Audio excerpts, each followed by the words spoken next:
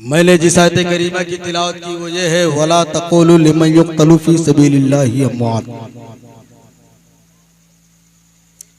कुरान पाक में रब्बे कायनात इरशाद फरमाता है कि बेशक जो मेरी राह में कत्ल किए जाए तुम उन्हें मुर्दा ना कहो,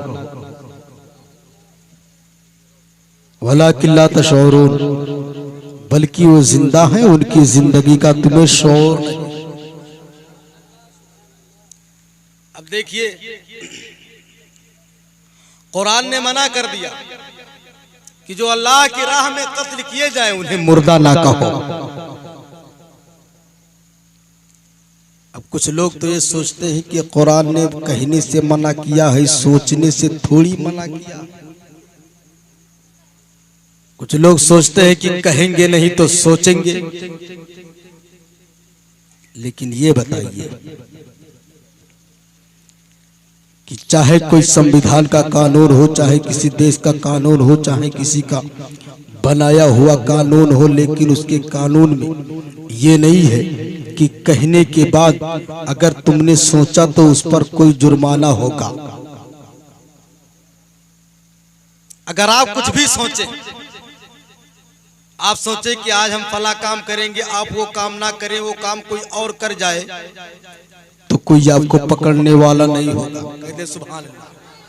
लेकिन कुर्बान जाओ कुरान पर कि कुरान ने शहीदों को जो अल्लाह की राह में कत्ल किए गए उन्हें मुर्दा कहने ही नहीं बल्कि सोचने पर भी मना किया। कुरान की आयत है, वला तहसबन्नल्लज़ीना कुतिलू फी सबीलिल्लाहि अमवाता बल अहयाउन इंदा रब्बिहिम युरज़क़ून। जो अल्लाह की राह में कत्ल किए जाए उन्हें मुर्दा सोचो भी मत, जिंदा है, अल्लाह की तरफ से रिज़्क़ पाते हैं। बेशक। अब आइए मैं आपको एक बात बताता हूँ। आपने बहुत मर्तबा सुना होगा और आप अक्सर हमसे वही वाकया सुनते हैं जो बहुत बार सुने होते हैं, लेकिन मैं कुछ ऐसी बात बताता हूं जो आपके जानने के लायक होती है। आका करीम सल्लल्लाहु ताला अलैहि वसल्लम तशरीफ फरमा थे। आपके पास इमाम हुसैन भी मौजूद थे और आपके बेटे इब्राहिम भी मौजूद थे। आप अपने बेटे और नवासे से प्यार कर रहे थे।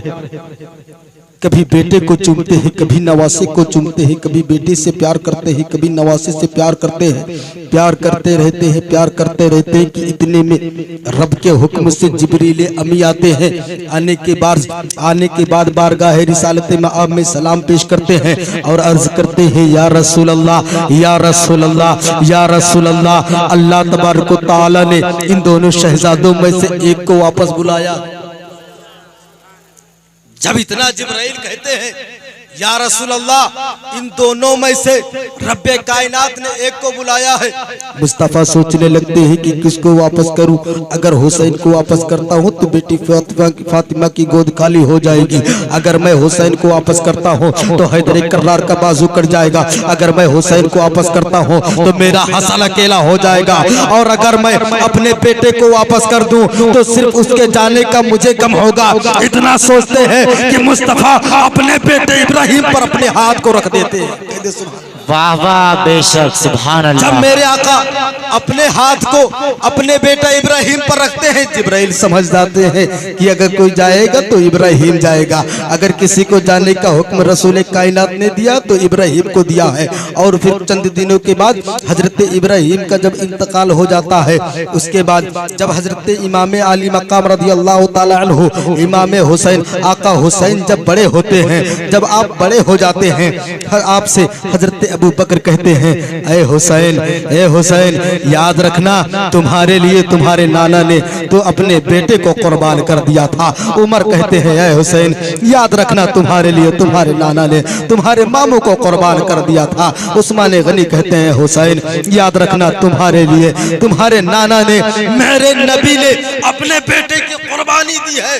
और अली हैदर कर्रार कहते हैं, बेटा हुसैन, याद रखना तेरे लिए तेरे नाना ने अपने बेटे का तेरे मामू की कुर्बानी दी है। माँ फातिमा कहती है बेटा हुसैन याद रखना तेरे लिए तेरे नाना ने मेरे भाई की कुर्बानी दे दी है, मेरे भाई की कुर्बानी दे दी है। इतना कहती है। आका हुसैन फरमाते हैं ऐ मेरी माँ सुन ले, ऐ मेरे बाबा आप भी सुन लीजिए कि मेरे लिए हुसैन के लिए मेरे नाना ने अपने एक बेटे को कुर्बान किया है और हुसैन नाना के दीन के लिए अपने सारे बेटे। नारे